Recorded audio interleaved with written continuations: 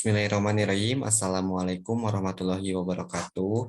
Bertemu lagi dengan saya Purnama Abdul Wahid Alpani. Nah, kebetulan teman-teman, hari ini saya akan membawakan sebuah chapter report dari buku karya Rita Marie Conrad dan juga J. Anna Donaldson. Nah, bab yang saya bahas ada dua bab, namun saya akan gabungkan. Yang pertama yaitu tentang learning to use online tools, dan yang selanjutnya adalah online icebreakers. Nah, kalau misalkan teman-teman bertanya-tanya apa sih? Nah, mungkin nanti saya akan jelaskan. Oke. Yang pertama, learning to use online tools. Kalau misalkan kita artikan, jadi buku ini full ya semuanya bahasa Inggris. Kalau misalkan kita artikan ke bahasa Indonesia, learning to use online tools itu kan belajar untuk menggunakan alat online gitu.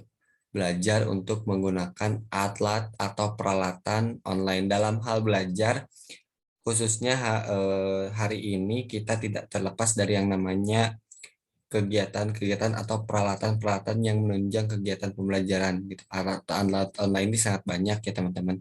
Nah, salah satu langkah awal dalam pengembangan kursus adalah menentukan alat mana yang akan digunakan dalam kursus.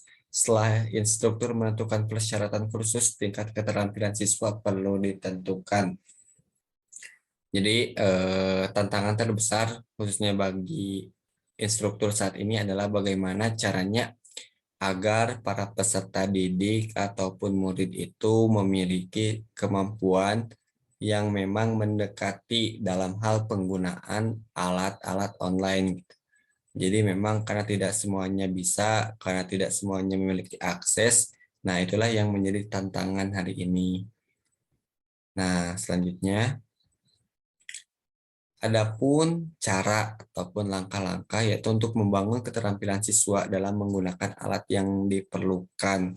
Dalam alat yang diperlukan dalam kegiatan online ini kan banyak sekali, namun tidak semua bisa dan juga tadi tidak semua memiliki akses. Adapun cara-caranya, yang pertama itu yang harus dilakukan adalah adaptasi.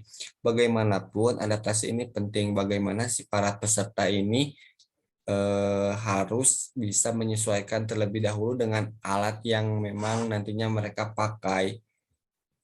Adaptasi itu nomor utama, yang tugas utamanya adalah membuat para peserta didik nanti ataupun murid nanti itu nyaman dulu.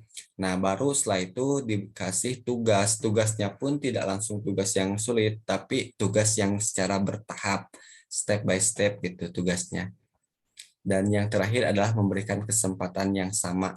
Nah, karena kemampuan seseorang dan itu berbeda ya, kemampuan dan keterampilan itu berbeda, tugas instruktur ataupun guru itu adalah memberikan kesempatan yang sama dalam artian tidak membeda-bedakan.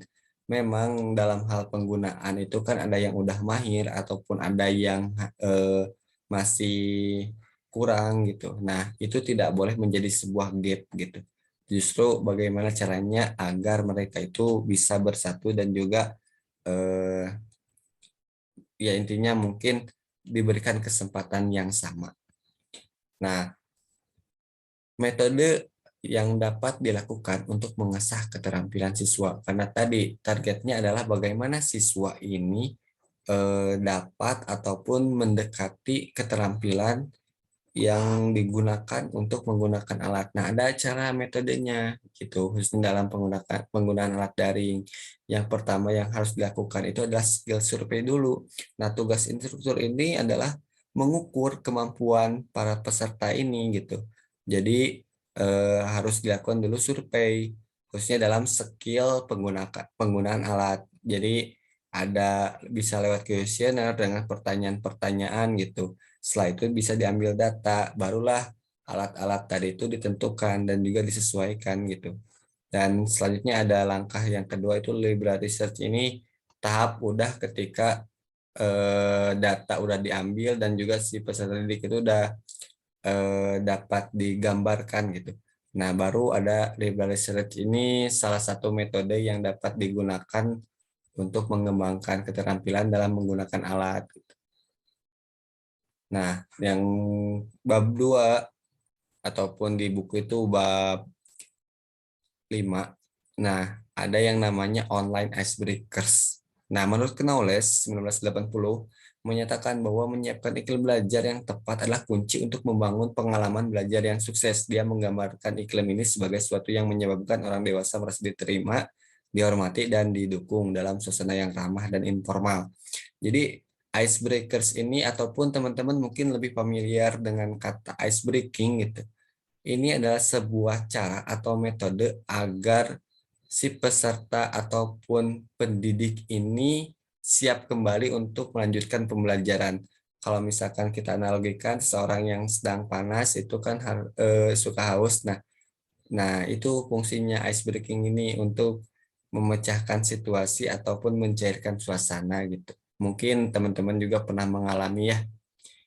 Ini tujuannya untuk apa? Untuk simulasi, selain dari untuk mencairkan suasana, yaitu untuk simulasi agar para peserta didik ini lebih bersosialisasi, lebih kompak dengan metode ataupun dengan ice breaking yang diterapkan gitu.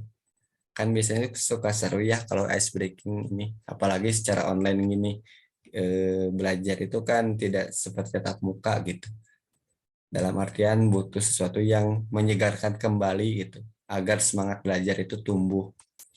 Nah, karakteristik karakteristik of an effective icebreaker. Jadi karakter yang efektif dalam icebreaker itu apa? Jadi secara garis besarnya yaitu untuk membangun kepercayaan. Nah, mungkin makna tersirat yang memang ketika dilakukan dalam ice breaking ini adalah bagaimana kita itu bisa saling percaya gitu. Bagaimana menumbuhkan kepercayaan, kebersamaan, kekompakan, yaitu salah satunya dengan icebreaker. Sehingga icebreaker ini sangat penting gitu.